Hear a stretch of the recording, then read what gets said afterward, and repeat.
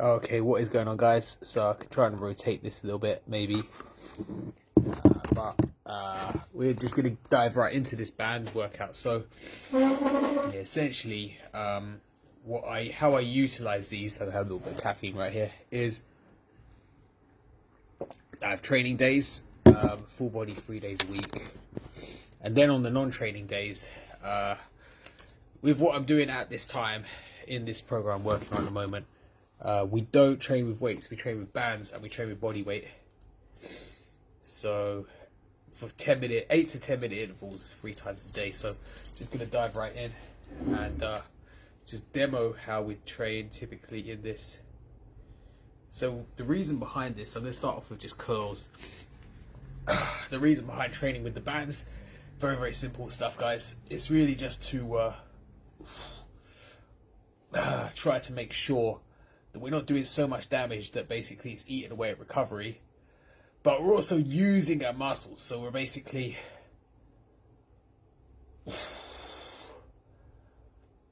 not allowing them to basically just rot and atrophy. Problem is, if you don't use them, you lose them. Basically, when it comes down to it, like, you have to understand it's all signal dependent. So we want to keep, when you go to the gym, you send a very loud muscle building signal. But about 72 hours after that, that signal peaks, then it diminishes. So the idea is, imagine like I've hit a balloon, and I've hit it one time. I want that balloon to keep staying in the air. So now we're doing shoulders. We're just doing some what we call a lateral raise. So you notice I'm standing on both of the bands, which makes it pretty hard to do these. Particularly in the early stages of this workout, where I've been not really doing much. Feels a bit more difficult. Do shrugs now. So shrugs, don't think the bands really add that much resistance when you're shrugging, but it all helps put blood into your traps. So it can help really with shrugs. So we go back into bicep curls again. So in this situation here, I haven't really got much to work with. It's a pretty limited selection of things I can do here. I ain't going crazy with this. I'm just simply, putting some blood in. But I have noticed the size increases are pretty good with this. It's just bands are actually quite a hard thing to train with. So particularly the higher resistance ones. So it's easy to overdo these sessions a little bit, and they can actually, surprisingly, even though they don't look like much, they can actually overtrain you. So at the moment I'm just doing some tricep overhead extensions. Keep my elbows still.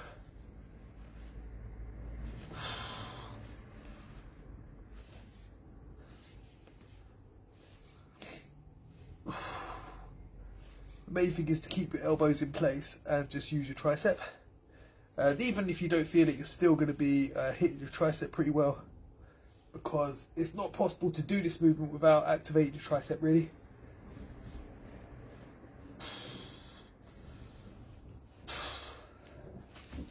Alright, so I guess we're now back into curls again, really. So I just keep my eye on the clock to see how many minutes have kind of gone by. I keep a drink around, stay hydrated during these. So the next thing we're going to try and do is we're going to try and do some band pull downs for the back, so we can get a bit of posture work done. The limitation of this kind of training is it works in what we call the sagittal plane, which is basically just presses and rows. So you're pushing, pulling, or overhead pressing. So this is just your classic bodybuilding style of training, really. So if you want something more balanced, at some point it's worth working on a mobility-based program. So I'll show you guys what this next phase kind of involves. So what I'll do is try and make sure they're straight, so they're kind of even as much as possible. Then the posture is important, so your butt has got to stick out, legs, knees slightly bent. Try not to hit anything. And these are pull downs, so these are similar to you see with the rope at the gym will use this quite a lot. The idea is to basically involve your back, so your hands should stay close to your body, but they should go behind your hip area.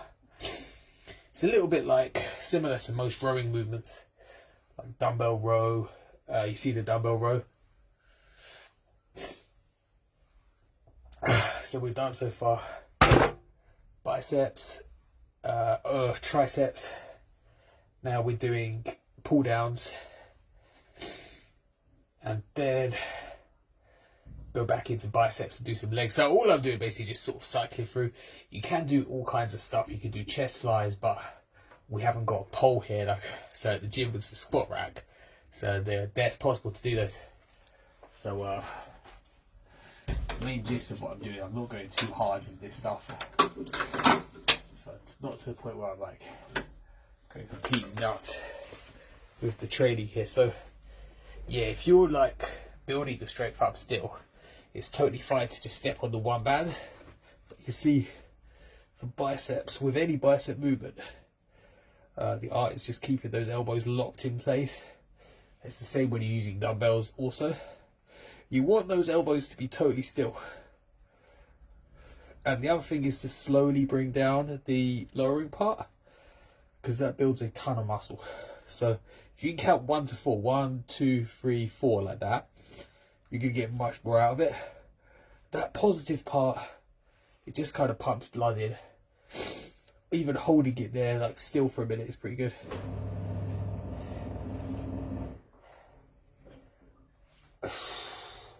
So you will definitely feel the pump with the biceps. So shrugs again, do some shrugs.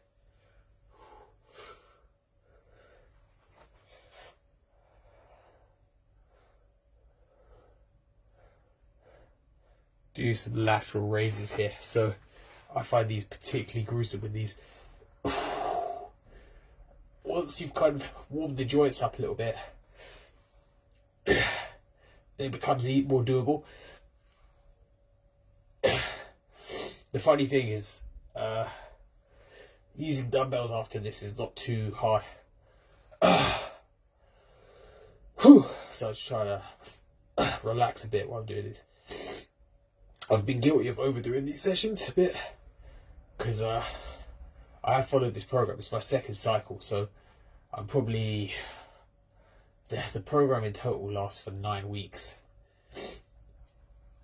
Start to finish. So like, I've done one cycle of 9 weeks, and I'm like 4 weeks into this cycle. So like, I've been using these bands for quite a while, but I think what we'll do now is some legs.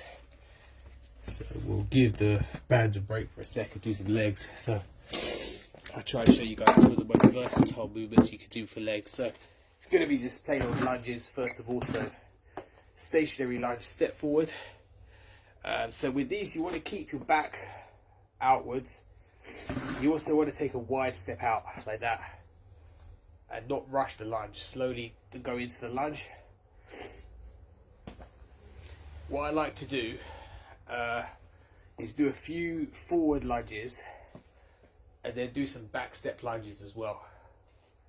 So like, that's what I do. I do some forward lunges followed by some back step lunges. So like, the back step lunges, if we step forward like that, then step back with our heel up, then step down into it, then step forward again, so both feet are together. But you want to take a step out. You don't want your feet to become too close together. If your feet become too close together, it just leads to you having problems balancing. So do some more forward lunges again. Ooh. Like that. Like that. Now we'll just do some squats quickly, body weight squats. So I bend my knees slightly, and I put my hands up to add a little extra resistance, 45 degrees like that. Just repeat these squats slowly. Sit in a squat like that. So your barbell squats should look as deep as this. You should be sitting in the squat in the hole, ideally kind of as deep as that. Your butt should be sticking out like that. If you're doing like half a rep like that, it's not so great. Oh, crud. Lack of technology here.